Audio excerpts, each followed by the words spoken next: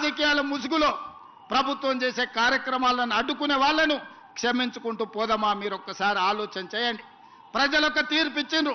5 సంవత్సరాలు ఎవరు పరిపాలన సాగించాలో ప్రజలు ఆమోదం తెలిపినరు. 5 సంవత్సరాల కోసం ప్రజలు ఎన్నుకున్న ప్రభుత్వాన్ని పని చేయనీయకుండా ప్రతిరోజు కోర్టులో లిటిగేషన్ వేసి పనులు చేస్తున్న వాళ్ళ మీద బురద జల్లి ఈరోజు నగర అభివృద్ధిని అడ్డుకోవాలనే ప్రయత్నం చేస్తున్నారు.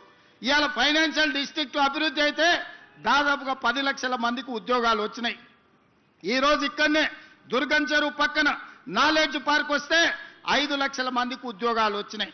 అందుకే ఈరోజు గచ్చిబౌలి స్టేడియం పక్కన ఒక 400 ఎకరాల అభివృద్ధి చేస్తే ఇంకొక 5 లక్షల మందికి ఉద్యోగాలు కల్పించాలి, 1,00,000 కోట్లు పెట్టుబడులు తీసుకురావాలని విదేశీ పర్యటనలు చేసి అమెరికా, జపాన్, సౌత్ కొరియా లాంటి, సింగపూర్ లాంటి దేశాలలో పర్యటన చేసి దాదాపుగా 2,25,000 కోట్ల రూపాయలు పెట్టుబడులను ఆకర్షించి ఇవాళ సంస్థల్ని ప్రారంభించడానికి ప్రయత్నం చేస్తే ఈ రోజు పానకంలో పుడకలాక దాన్ని అడ్డుకున్నారు. ఇది తాత్కాలికమే.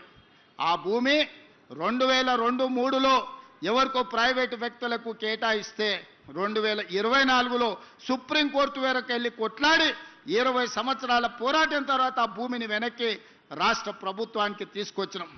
ఈరోజు ఎవరో కొందరు అవాంతరాలు అడ్డంకులు కల్పించినంత మాత్రాన ప్రభుత్వం వెనక్కి తగ్గదు.